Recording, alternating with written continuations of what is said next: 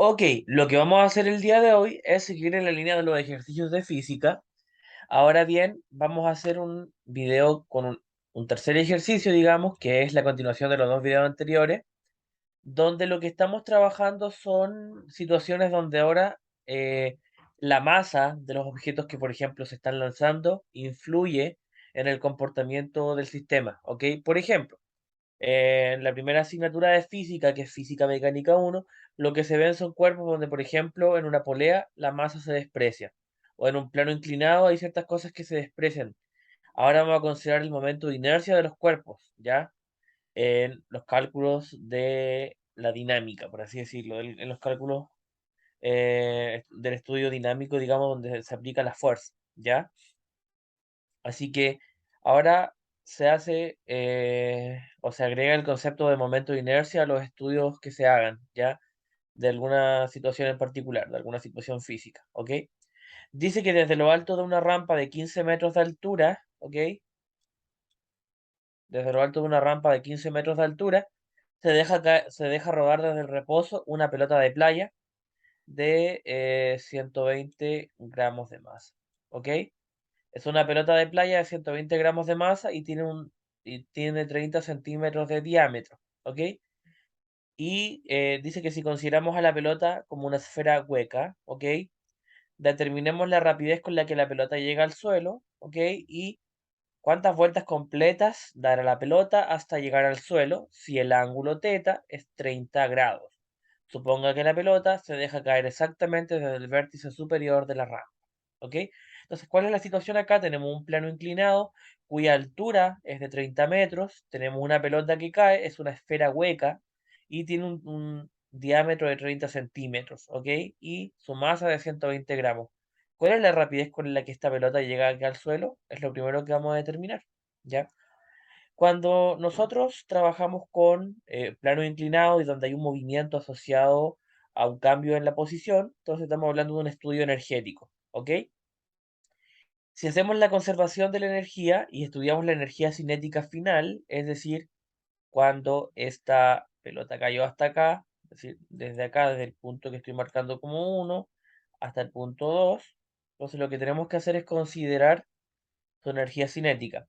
La energía cinética de un sistema es un medio de la masa por la velocidad al cuadrado, donde ahora va a ser la velocidad respecto del centro de masa de esta pelota, ¿ok? Un medio de la masa por la velocidad del centro de masa al cuadrado. Sumado a eso, tenemos que considerar la energía asociada con el momento de inercia. Es un medio del momento de inercia del centro de masa por la velocidad angular al cuadrado, ¿ok? Ahora bien, tenemos que identificar, estamos haciendo un estudio donde involucramos el momento de inercia, cuál es por así decirlo, el cálculo de la expresión matemática que permite determinar el momento de inercia de un cilindro hueco, ¿ya? Perdón, de una esfera hueca, ¿ok? De una esfera hueca, ¿ya? Y ahí sería un medio, ¿ya? Perdón, 2/3 de la masa por el radio al cuadrado. 2/3 de la masa por el radio al cuadrado. Nos dicen que rueda sin deslizar, ok, no hay fricción, por tanto la velocidad del centro de masa es, en este caso, la velocidad angular por el radio.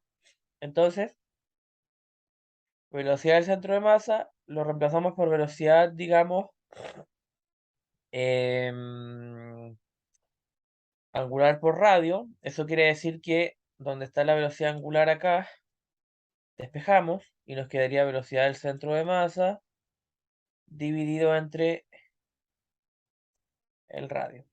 ¿Ok? Entonces esto queda acá con velocidad del centro de masa, tal cual, pero aquí queda más un medio, que es el que estaba acá, por el ICM, que es el momento de inercia del centro de masa, que es 2/3 de mr cuadrado, lo multiplicamos por 2/3 de mr cuadrado, y omega dijimos que era la velocidad del centro de masa dividido r, nos queda velocidad centro de masa dividido r, y eso al cuadrado. Si hacemos toda esta expresión matemática, vamos a llegar a que la energía final, ¿ok? Es 5/6 de la masa por la velocidad del centro de masa al cuadrado. Ahora bien, también podemos hacer el estudio de la conservación de la energía cinética y obviamente de la energía potencial. La energía potencial gravitacional es la masa por la gravedad y por la altura. Y eso debe ser igual a la energía cinética final. ¿Por qué? Porque al comienzo hay altura pero no hay velocidad y al final hay velocidad pero no hay altura. Por tanto, la energía cinética final es igual a la energía potencial inicial. Así que m por g por h va a ser lo que calculamos antes de 5 sextos de la masa por la velocidad del centro de masa al cuadrado. Despejamos la velocidad del centro de masa, nos queda que es 6 quintos de la gravedad por la altura en una raíz cuadrada, 6 quintos por la gravedad que es 9,8, por la altura que es 15 metros, nos da una velocidad del centro de masa de 13,3 metros por segundo, ¿ya? Entonces nos preguntaban, determine la rapidez con la que la pelota llega al suelo, ok, es la velocidad del centro de masa, y es de 13,3 metros por segundo, ¿ya? Luego nos hablan de cuántas vueltas completas dará la pelota hasta llegar al suelo, ¿ok? ¿Cuántas veces, cuántas vueltas completas pasarán, digamos, hasta que llegue al suelo? Es como decir, cuántas vueltas da moviéndose por todo su diámetro, por así decirlo, hasta llegar al final del plano inclinado. El ángulo es de 30 grados y se deja caer desde el vértice superior de la rampa, o sea, desde acá. Desde ahí parte su recorrido. Entonces, para eso, nosotros qué tenemos que considerar, bueno, tenemos que considerar el cálculo de la distancia que recorre. La distancia es x, ¿ok? La distancia que recorre es x, es la hipotenusa del triángulo rectángulo que se forma. La altura es uno de los catetos, ¿ok? No tenemos el otro cateto asociado a la base, pero podemos hacer alguna expresión trigonométrica que relacione este ángulo teta con esta altura, ¿ok?